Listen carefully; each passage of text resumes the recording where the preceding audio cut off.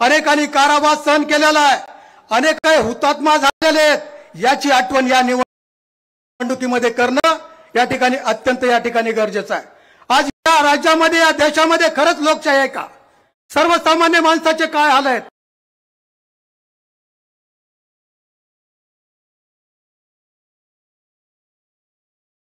भगिनीचे काय हाल आहेत आणि शेतकरी मित्रांचे काय हाल आहेत?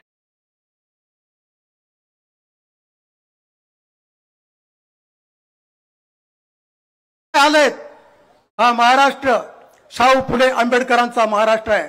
आदरणीय शरदचंद्र खंबीरपणे उभं टाकणं आज या ठिकाणी विनंती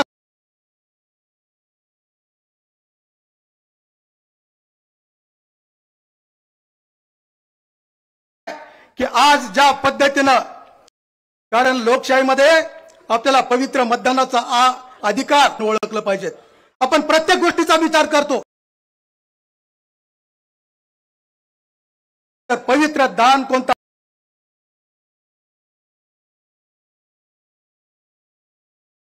असेल तर हे मतदान आहे। कन्यादान, अन्नदान, रक्तदान याही पेक्षा पवित्र हे मतदान आहे। माझी आपल्या सर्व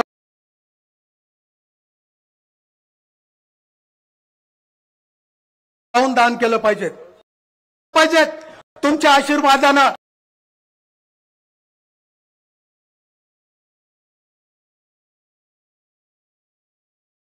वेळेस या मतदारसंघामध्ये फक्त 17 साठवण होते। तुमच्या आशीर्वादानं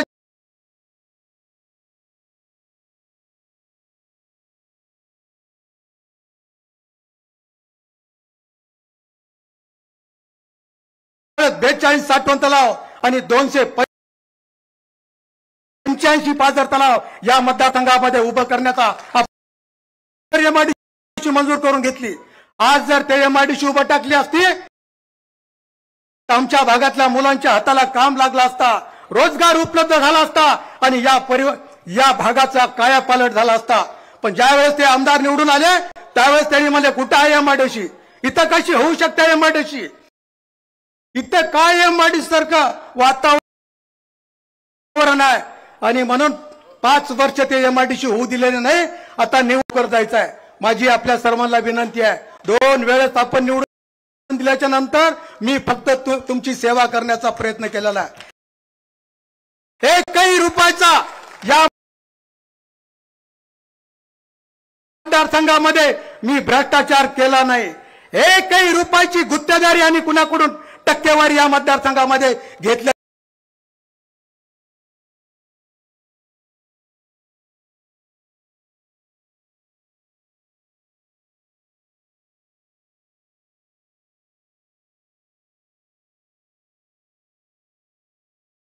कोटीचा कारखाना 16 कोटी रुपयात विकत घेऊन त्या कारखान्याच्या त्याला या ठिकाणी मिळू शकणार आहे।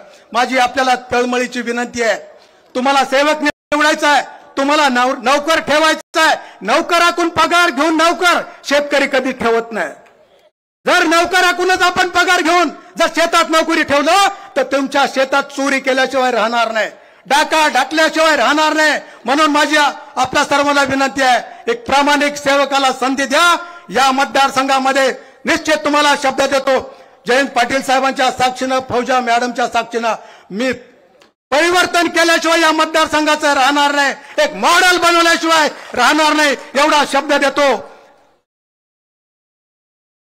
सर, एवढा शब्द देतो। आणि साहेबांमध्ये ना आपल्यामध्ये, कारण मी तर बोलणारच आहे, मला खूप ऐकून घेतलेलं आहे। प्रत्येकाच्या घरी येऊन, प्रत्येकाच्या गावात येऊन आपल्याला विनंती करणार आहे। त्यांच्यामध्ये आणि तुमच्यामध्ये जास्त वेळ घेतल्यापेक्षा पुन्हा एकदा या ठिकाणी विनंती करतो की तुम्ही महाविकास आघाडीच्या पाठीमागं खंबीरपणाने आपला आशीर्वाद उभा करावा, एवढीच विनंती करून थांबतो। जय हिंद, जय महाराष्ट्र। धन्यवाद साहेब। यानंतर आजच्या या सभेसाठी प्रमुख अतिथी म्हणून लाभलेले महाराष्ट्र राष्ट्रवादी काँग्रेस पार्टीचे प्रांताध्यक्ष सन्माननीय जयवंतरावजी पाटील साहेबांना विनंती करतोय की आपण या जनसमुदायास संबोधित करावं। 82 वर्षाच्या या तरुणांच्या सोबत खांद्याला खांदा लावून पुन्हा एकदा या राष्ट्रवादीची घडी बसवण्यात सर्वात अग्रेसर म्हणून ज्यांच्याकडे सुशोभित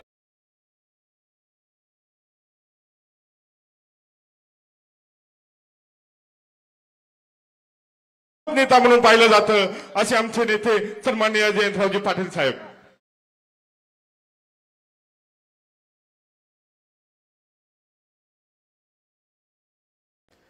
माजी आमदार रोहिदास चव्हाणजी, आपल्या जिल्ह्याचे जिल्हाध्यक्ष संजय शेट्टे,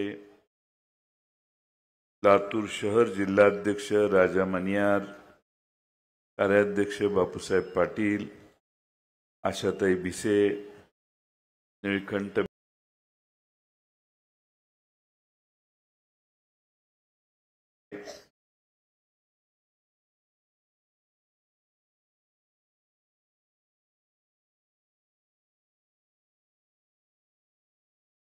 माझ्यानंतर जिचं भाषण ऐकायला तुम्हाला फार आवडेल अशी आमची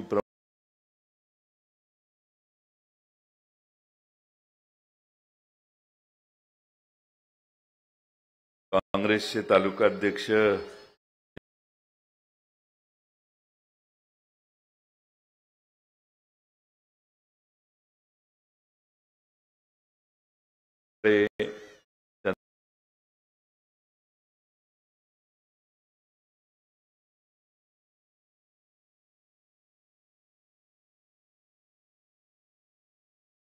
मध्ये या ठिकाणी उपस्थित असणारे बालाजी कदम, प्रवीण साळुंखे,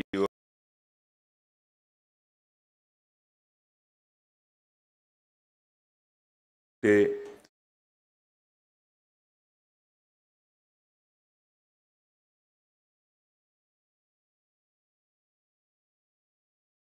शिवसेना शहर प्रमुख, त्याचबरोबर दाभोळचे सरपंच भागवंतराव कुसंगे, या निमित्तानं असणारे साजिद भाई लखनगावे, रशीद भाई शेख, दापकेवाले, स्नेहाताई मोठे, भाई शेख,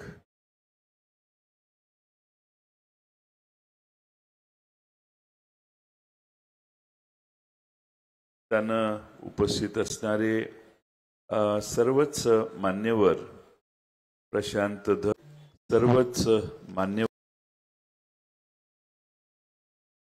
आणि बंधू भगिनींनो,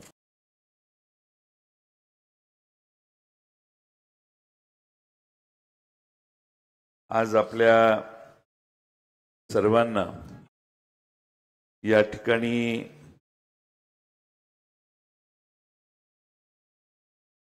विनायकराव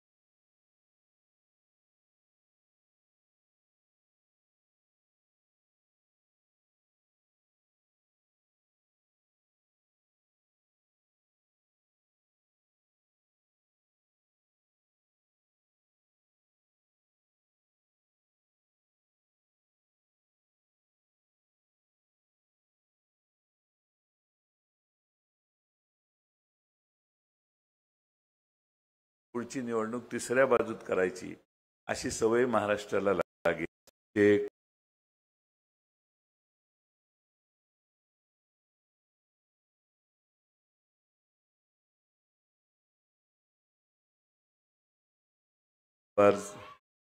भुजंग अर्जुने तालुका सामाजिक न्याय विभागाचे अध्यक्ष, त्याचबरोबर RD शेळके माजी सभापती, या निमित्तानं उपस्थित असणारे साजिदभाई लखनगावे, रशीदभाई शेख, साजिदभाई सय्यद, त्याचबरोबर शहर अध्यक्ष शरद पवार पक्षाचे बाबूभाई तापकेवाले, स्नेहाताई मोठे, पप्पूभाई शेख, या निमित्तानं उपस्थित असणारे सर्वच मान्यवर, प्रशांत घार युवक जिल्हा अध्यक्ष, त्याचबरोबर ॲडव्होकेट NP पाटील, या निमित्तानं उपस्थित असणारे सर्वच मान्यवर आणि बंधू भगिनींनो, आज आपल्या सर्वांना या ठिकाणी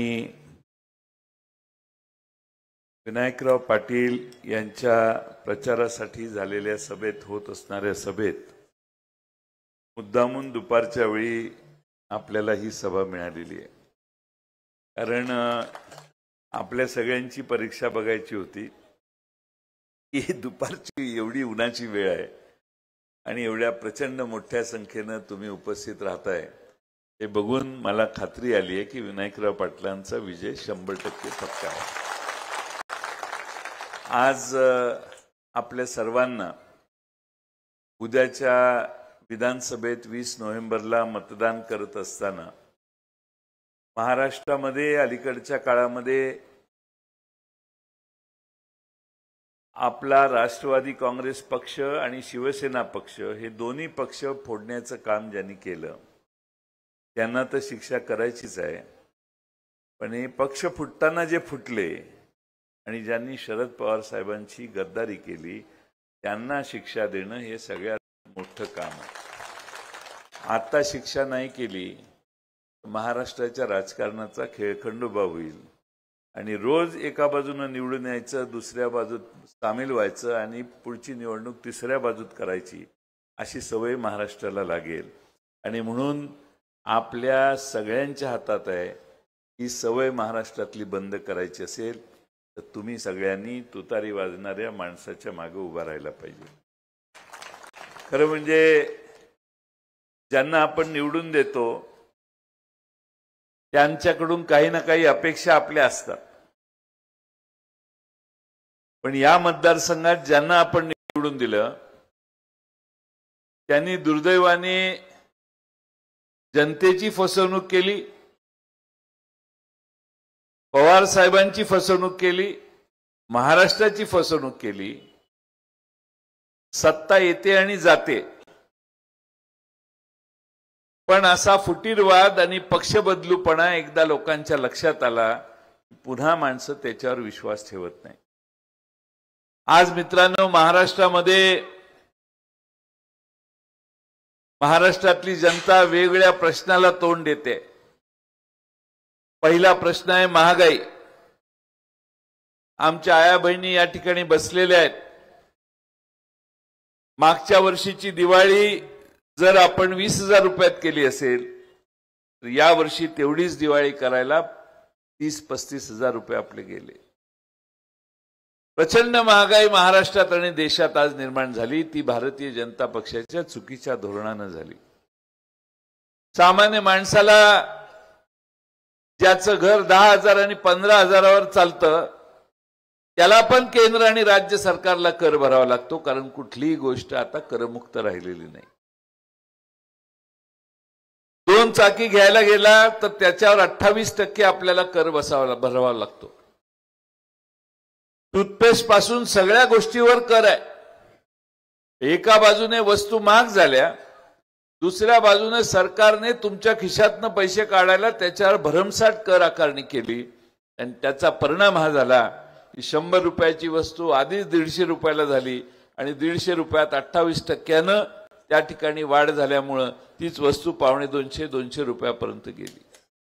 काल परवा माझ्याकडं एक बुलेट नवीन कोरी घेऊन एक तरुण आला. म्हटलं साहेब याचा नारळ फोडून उद्घाटन करा. मी म्हटलं मागची बुलेट काय झाली? म्हटलं ती विकली. नवी कोरी बुलेट कितीला? तर तो म्हटला 2.25 लाखाला. अरे म्हटलं मागची बुलेट? साहेब $1 लाख भरायला आली होती. म्हटलं एवढा दर वाढला? तो म्हटला दर वाढला तर वाढला, पण 28% कर भरावा लागतो. त्यामुळं आम्हाला 2.25 लाखात 28%चा कर पण आहे. त्यामुळं आम्हाला प्रचंड महाग आता या गोष्टी झाल्या. ठीक आहे, आमचा आग्रह होता, आम्ही ठरवलेलं होतं की काही झालं तरी बुलेट घरात आली पाहिजे म्हणून आम्ही बुलेट आणली. वा म्हटलं. पण याच्या उलट आपल्या विलासराव पाटलांनी तालुका अध्यक्षांनी राष्ट्रीय काँग्रेसच्या हेलिकॉप्टर विकत घ्यायचं ठरवलं तरचा प्रश्न आहे. ते घेतील, तुम्ही काय हसू नका. एवढं काय आता चहा घेऊन आलोय मी त्यांच्याकडून. त्यामुळं मला त्यांचं नाव घ्यावं असं वाटलं, कारण हेलिकॉप्टर जर ते घ्यायला गेले बाजारात तर त्यांना 5% कर भरावा लागेल. श्रीमंत माणसं एखादी मोठी गोष्ट खरेदी करायला गेली तर 5% कर भरतात. आमच्या गरिबांची पोरं 2 चाकी खरेदी करायला गेली तर 28% कर भरावा लागतो. 24% कर भरावा लागतो. तुमच्या चपलेवर यांनी कर बसवलाय, कपड्यावर कर बसवलाय, साडीवर कर बसवलाय, टोपीवर कर बसवलाय. तुम्ही बाजारात आज जाऊन ह्या विनायक मद्रेवाल दुकान इथं ह्याला दुकान मालकाला काही मागितलं तर तो करासहित तुम्हाला ते कापड विकतो. इथल्या कुठल्याही ह्याच्यात जावा, कुठल्याही रामबंधू प्रसाद ट्रेडिंग कंपनी, प्रत्येक गोष्टीवर कर आहे की नाही कर? पूर्वी जरा निवांत होतं. आता ह्यांची कर ते जीएसटीचे रिटर्न भरता घायला येतात हे सगळे बिचारे दुकानदार. आणि ह्या कायद्यामध्ये प्रोव्हिजन अशी आहे की अटक होऊ शकते. त्यामुळं दहशत निर्माण करायची आणि लोकांच्याकडून कराचा भरणा करून घ्यायचा, ही वेगळी नीती भारतामध्ये जीएसटीचा कायदा आल्यापासून सुरू झालेली आहे. पण आपण खाली बोलून सगळे कर भरतो, हे पण तिकडं सरकारला कर आपल्या वतीनं भरतात. आणि म्हणून माझी आपणाला विनंती आहे की सरकारने महागाई निर्माण केलेली आहे, हे पहिल्यांदा तुम्ही लक्षात घ्या. दुसरा महत्वाचा मुद्दा म्हणजे जशी कर आणि महागाई एका बाजूला आहे तशी बेरोजगारी पण आपल्या माथ्यावर यांनी लादलेली आहे. ही यासाठी लादलेली आहे की महाराष्ट्रामधून 17 उद्योग परराज्यात गेले. आपल्या भारतात जेवढे उद्योग येतात ते जास्तीत जास्त पूर्वी महाराष्ट्रात यायचे. आता महाराष्ट्रात उद्योग येतो म्हटल्यावर त्याच्या मागं अमित शहा आणि नरेंद्र मोदी लागतात आणि त्यांना गुजरातला घेऊन जातात. राज्याचे मुख्यमंत्री तोंडातनं ब्र काढत नाहीत. 2 उपमुख्यमंत्री तर ज्या खाली माना घालून बसले ते मान वर पण करत नाही, कारण मोदी साहेबांना कोण बोलणार. राज्याच्या मुख्यमंत्री आणि दुसऱ्या बाजूने दुसरे एक उपमुख्यमंत्री यांच्या डोक्यावर तर टांगती तलवार आहे. आमची त्यांच्याकडून काय अपेक्षा नाहीये. पण आज महाराष्ट्रामध्ये महाराष्ट्राचं नुकसान यांच्या आपल्या राज्यकर्त्यांमुळे होतंय. एक फॉक्सकॉन नावाचा प्रकल्प आहे, आपल्या महाराष्ट्रात येणार होता तळेगावला. 1.5 लाख पोरांना नोकऱ्या लागल्या असत्या, 2-4 लाख लोकांचं भलं झालं असतं. प्रत्यक्ष त्यातनं फायदा झाल्यानंतर तो प्रकल्प गुजरातला गेला. टाटा एअरबस प्रकल्प महाराष्ट्रात येणारा तो तिकडे गुजरातला गेला. आता गेला म्हटल्यावर त्याचं उद्घाटन पण मागच्या आठवड्यात 2 आठवड्यापूर्वी नरेंद्र मोदींनी केलं. टाटा आपली पुण्यातली कंपनी, एअरबस तिकडची फ्रान्सची का कुठली कंपनी, त्या दोघांचं कोलॅबोरेशन करून विमान करायची काहीतरी यंत्रणा उभी करतायत. 21,000 कोटी रुपयाची गुंतवणूक असेल, 5-7 हजार लोकांना नोकऱ्या मिळणार होत्या. ते सगळा प्रकल्प तिकडे गेला. मागच्या 2 आठवड्यापूर्वी नरेंद्र मोदी साहेबांनी त्याचं उद्घाटन केलं. भूमिपूजन नाही, संपला विषय, काम चालू पण झालं. म्हणजे महाराष्ट्रामध्ये जे येतात ते तिकडे घेऊन चालले आहेत. हे अनेक महाराष्ट्रातली, मुंबईतली कार्यालय ह्यांनी गुजरातमध्ये वळवली. जी कार्यालय अनेक वर्ष देशाच्या स्वातंत्र्यापासून मुंबईत होती, ब्रिटिशांच्या वेळीपासून मुंबईत होती, ती पण कार्यालय काही तिकडे गेली. ही यांनी महाराष्ट्राच्या लुटीची कहाणी जर लिहून काढली तर तुम्हाला मोठी तक्ता मिळेल, मोठा यादी मिळेल की महाराष्ट्र यांनी कसा हळूहळू खाली आणला. मी विधानसभेत विचारलं मुख्यमंत्र्यांना, अहो सगळं चाललंय आपलं, कसं काहीतरी मार्ग काढा. मुख्यमंत्री म्हटले, जयंतराव तुम्ही काही काळजी करू नका, कालच मी नरेंद्र मोदी साहेबांना भेटून आलेलो आहे. पंतप्रधानांनी मला सांगितलंय ह्याच्यापेक्षा मोठा प्रकल्प मी तुम्हाला देतो. मी म्हटलं हे काय? म्हटले ह्याच्यापेक्षा मोठा प्रकल्प तुम्हाला देतो असं मला मोदी साहेबांनी सांगितलंय. जयंतराव मोदी साहेबांचा शब्द आहे, तुम्ही काही चिंता करू नका. आता एकनाथ शिंदे साहेबांची टाइम संपली. अमित शहा सगळीकडे सांगतायत पुढचा नेता आमचा देवेंद्र फडणवीस.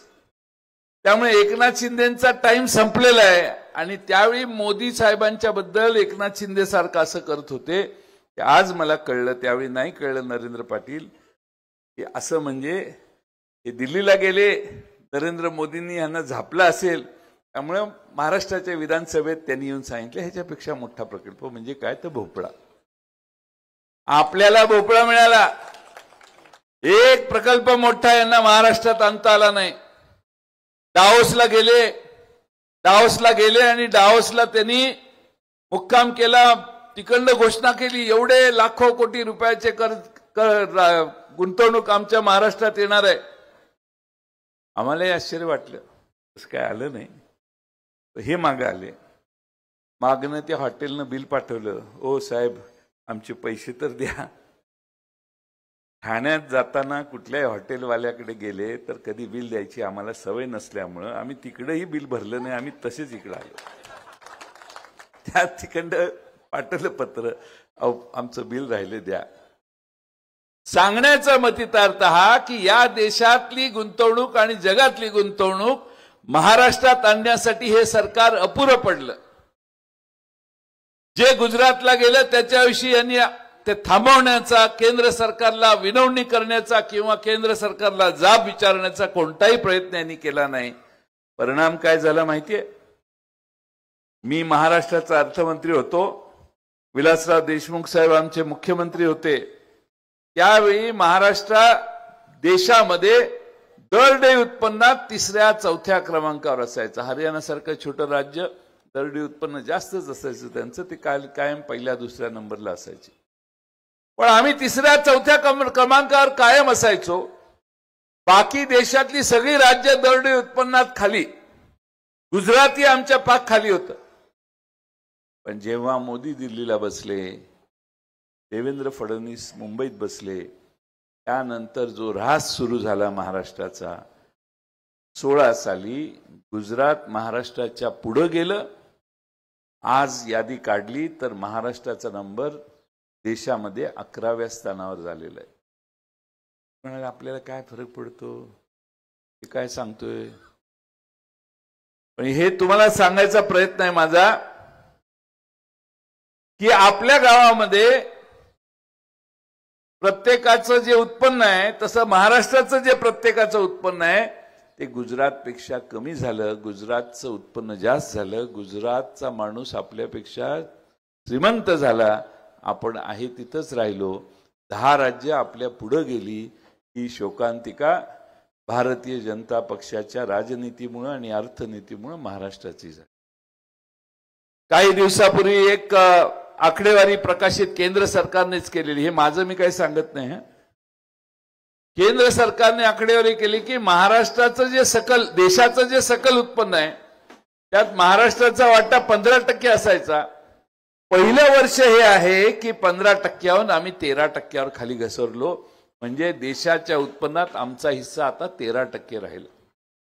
याचा अर्थ 2% आपण कमी. साधारणपणाने काही लाख कोटी रुपयाचं उत्पन्न आम्ही या देशात भर घालायला पाहिजे होती. ते काही लाख कोटी रुपयानं आम्ही कमी आलो. याचा अर्थ महाराष्ट्राची अधोगती व्हायला लागली आहे. आम्ही 15% 16%, 17% जायला पाहिजे होतो. हे उलटा रिव्हर्स घोटाळा या महाराष्ट्राचा यांच्या राज्यकर्त्यांनी आपल्या महाराष्ट्राच्या आणि देशाचं केलेलं आहे. एका बाजूने गुंतवणूकदार कमी आणि म्हणून महाराष्ट्रात बेरोजगारीचा दर एवढा वाढलेला आहे की बेरोजगार तरुणांची संख्या आज महाराष्ट्रात वाढली. एमपीएससीच्या परीक्षा देऊन देऊन महाराष्ट्रातली तरुण मुलं, हुशार मुलं कंटाळली. महाराष्ट्र सरकार भरती करत नाही, बाहेरून कॉन्ट्रॅक्टवर कामगार भरण्याची पद्धत या सरकारने सुरू केलेली आहे आणि म्हणून धड नोकऱ्याही नाहीत, धड उद्योग वाढत नाहीत. त्यामुळे नोकरी करण्याची कुठेही संधी आज महाराष्ट्रातल्या युवकांना मिळत नाही. ही आजची शोकांतिका या पिढीतल्या आमच्या तरुण मुलांच्या समोर निर्माण झालेली आहे. आणि म्हणून आपल्या सर्वांना माझी विनंती आहे, हे सरकार बदलण्याची गरज आहे. सरकार बदलल्याशिवाय आपल्याला दुसरा पर्याय नाही. आणि खास करून शेतीमालाच्या दरात तर आम्ही एवढे खाली गेलेलो आहे की 13 साली देवेंद्र फडणवीस साहेबांनी मोर्चा काढला आणि सांगितलं 6,000 रुपये सोयाबीनला मिळाले पाहिजे. आता मिळतात किती? मध्ये तर 3200-3300 रुपयावर दर होता सोयाबीनचा. आता 3400-3500 काय असेल. हातात साधारणपणाने उत्पादनाचा खर्च 6,000 आणि हातात आमच्या 3200 नाही तर 3500 नाही तर 3900 रुपये पडायला लागले. तर आपण कशाच्या जीवावर आपली शेती समृद्ध करणार हा पहिला प्रश्न आहे. आणि शेतकरी जगणार कसा हा आपल्या सगळ्यांच्या मतात महत्वाचा प्रश्न आहे. मधल्या काळामध्ये कापूस जरा वाढायला लागला, केंद्र सरकारने लगेच 22 लाख गाठींची आयात केली. तिकडं खानदेशामध्ये कांदा उत्पादक जे आहेत उत्तर महाराष्ट्रात, त्या कांदा उत्पादकांची तर सरकारने वाट लावली. कोणतंही पीक असं नाही महाराष्ट्रामध्ये की ज्याच्या मागे सरकार उभं राहिलं आणि त्याचा दर वाढवण्यासाठी प्रोत्साहन दिलं. खरं म्हणजे अनेक प्रश्न आहेत. मी या सगळ्या प्रश्नात जाऊन तुमचा वेळ घेत नाही. परंतु अहमदपूरला MIDC आहे, पण अहमदपूरच्या MIDCचा विकास नाही झाला. या MIDC मध्ये नवे नवे उद्योग आणायला इथलं स्थानिक नेतृत्व ज्यांना आपण मागच्या वेळी आमदारकी दिली ते कमी पडलं. आपला साखर कारखाना भला की आपण भले ह्याच्या मर्यादेच्या पलीकडे हे कधी गेले नाहीत. त्यामुळं जनतेच्या मनात जी उद्योग येण्याची आणि अपेक्षा होती ती या महाराष्ट्रात ह्या सरकारमध्ये सत्तेत ही असताना देखील यांना पूर्ण करता आली नाही. पीक विमा मिळाला की नाही मला माहित नाही, पण महाराष्ट्रात कुठेही पीक विमा मिळालेला सामान्य लोकांना नाही. नांदेड लातूर रेल्वे प्रश्न अजून प्रलंबित. रस्त्याची दुरावस्था. आमचे लातूरचे खासदार आता जाहीर करतायत की या डिसेंबर पर्यंत लातूरला आमचे बीडचे खासदार की डिसेंबर पर्यंत बीडला येणारी रेल्वे पूर्ण करतो. पण नांदेड आणि लातूरचा प्रश्न अद्यापही प्रलंबित आहे. असे सगळे अनेक प्रश्न आहेत की सामान्य माणसाला या सगळ्या प्रश्नात आपण कुठं दिसत नाही. आपल्यावर अन्याय होतो ही महाराष्ट्रातल्या सामान्य नागरिकांची भावना आहे. भ्रष्टाचाराची चर्चा करावी तेवढी कमी आहे. अनेक आमदार म्हणतात, तुमचे आमदार किती म्हणतात किती पैसे आणले? 2,500 कोटी जर आणायला लागले असते तर इथं चटई अंतरायची गरज नव्हती. त्या चकचकीत रस्त्यावर माणसं बसू शकली असते. कुठे गेले पैसे? एवढे पैसे आणले असतील तर ते गेले कुठं हा पहिला प्रश्न आहे. तुम्हाला कोणाला दिसले का 2,500 कोटी रुपये? दिसले असतील तर हात वर करा. कुठे दिसले आम्ही विचारतो. प्रत्येक आमदार पुढे सोडतो. 2,000 कोटी आणले, 5,000 कोटी आणले. एक बाद दत्तर म्हणतो 11,000 कोटी आणले. अरे ते तिजोरीत तेवढे नाहीत, ते कशी आणणार इकडे? तिकडे असले पाहिजेत की नाही इकडे यायला? फक्त निवडणुकांच्या साठी यांच्या हातात ऑर्डर दिल्या. त्यातल्या 9वी 10वी अट वाचा. त्यात दिले निधीची उपलब्धता नंतर कळवण्यात येईल आणि त्यानंतर त्याप्रमाणे टप्प्याटप्प्याने काम करण्यात यावं. टप्प्याटप्प्याने म्हणजे आम्ही सत्तेत आल्यावर करणार. पैसेच नाही त्यांच्या तिजोरीत. बेसुमार योजना जाहीर केल्या. आमच्या लाडक्या बहिणींच्यासाठी थोडी बहुत प्रोव्हिजन केली. आता पैसे संपल्यावर रिझर्व्ह बँकेला पत्र पाठवलं 1.25 लाख कोटी रुपयाचं कर्ज द्या म्हणून. का? तर त्या लाडक्या बहिणीच्या बरोबर 100 योजना नव्या जाहीर केल्या, ज्यामध्ये पैशाची उधळपट्टी झाली. आर्थिक नियोजन न करणारं सरकार म्हणून एकनाथ शिंदेंचा विक्रम महाराष्ट्रात लेखी लिहिला जाईल असा मला विश्वास आहे.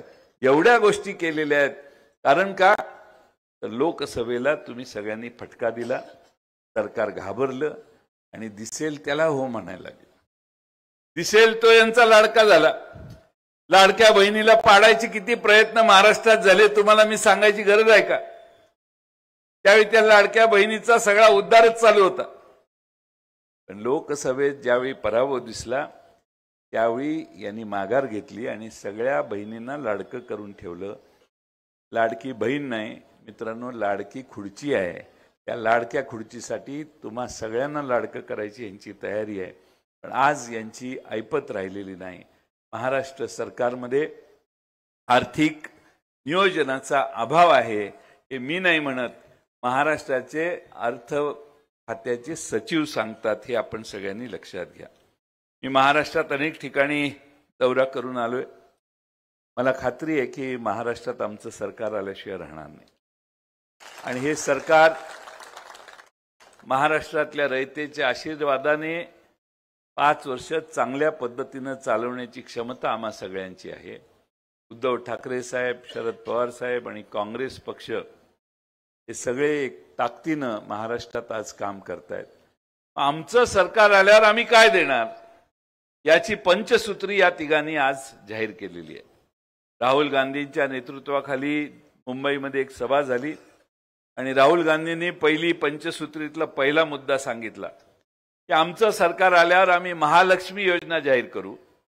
महालक्ष्मी योजनेमध्ये महाराष्ट्रातल्या प्रत्येक भगिनीला 3000 रुपये महिन्याला देण्याचं काम आमचं सरकार करेल. जेवढे म्हणून पुरुष आहेत त्यांच्यासाठी बातमी सांगतो. तुमची पत्नी माहेरी निघाली, तुमची बहीण निघाली सासरी, तुमची आई कुठं प्रवासाला गेली तर महाराष्ट्रातला एसटीचा कंडक्टर तुमच्या महाराष्ट्रातल्या सगळ्या भगिनींच्याकडून कधीही आता तिकीट मागणार नाही. महाराष्ट्रात महिलांना प्रवास मोफत ही घोषणा महाविकास आघाडीने जाहीरनाम्यात केलेली आहे. महाराष्ट्रातल्या शेतकऱ्यांना उद्धव ठाकरे साहेब ज्यावेळी मुख्यमंत्री झाले त्यावेळी आपल्या महाविकास आघाडीच्या सरकारने कर्जमाफी दिली. पण तरी 2 लाखाच्या वर जे कर्जमाफी अपेक्षित आहे त्यांचं काय हा प्रश्न आहे. आणि म्हणून महाविकास आघाडीने आता निर्णय केलाय की सत्तेत आल्यानंतर पहिली भूमिका आम्ही घेऊ, महाराष्ट्रातल्या शेतकऱ्यांना कर्जमाफी देण्याचं काम आम्ही करू. त्यामुळं महाराष्ट्रातल्या शेतकऱ्यांना कर्जमाफी देत असताना महाराष्ट्रातल्या शेतकऱ्याच्या समोरचे हे सगळे प्रश्न सुटावेत हीच आमच्या सरकारची भूमिका असेल. आणि ती करत असताना मला खात्री आहे की आपण सगळ्यांनी पूर्ण ताकदीनं महाविकास आघाडीला जर आशीर्वाद दिला तर ह्या सगळ्या गोष्टी आपण करू शकू. बोलण्यासारख्या अनेक विषय आहेत, पण आमची मुलं एमपीएससीच्या ऐवजी कॉन्ट्रॅक्टवर जाऊन कुठेतरी काम करत असतात. महाराष्ट्रातल्या सगळ्या भरत्या एमपीएससीच्या माध्यमातून करू, एमपीएससीची क्षमता वाढवू आणि एमपीएससीच्या मार्फतच महाराष्ट्रातल्या सरकारी नोकऱ्यासाठी मुलांची भरती करू. कुठल्याही खासगी कंपनीकडे ही व्यवस्था जाणार नाही याची काळजी आम्ही सरकारच्या मार्फत घेऊ. जाहीरनामा प्रकाशित झालाय, आपण तो वाचला तर अनेक मुद्दे आपल्या सगळ्यांच्या लक्षात येतील.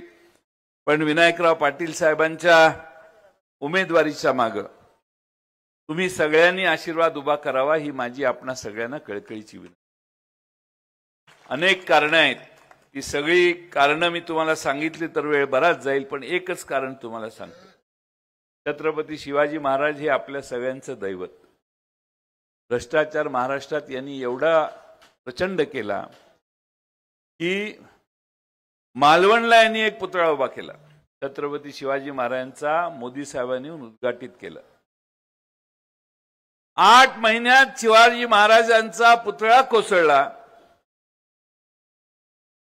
यांनी उभा केलेला 8 महिन्यात छत्रपती शिवाजी महाराजांचा पुतळा कोसळला. एवढी दुर्दैवी घटना, महाराष्ट्राचा अभिमान कोसळला असं आम्ही समजतो. त्या ठिकाणी पुतळा बघायला गेलो कसा पडला म्हणून. कारण आदल्या दिवशी एकनाथ शिंदे साहेब म्हटलेले की वाऱ्यामुळे हा पुतळा कोसळला, फार जोरात वारा आला. मी गेलो आणि विचारलं की हे कसं काय पडलं. ते म्हटले नाही अचानकच पडला. म्हटलं अरे काय मुख्यमंत्री म्हणतात वारं आलं, कुठनं आलं वारं. ते म्हटले ज्या बाजूनं वारं येत होतं त्याच बाजूला पुतळा पडलाय म्हटले.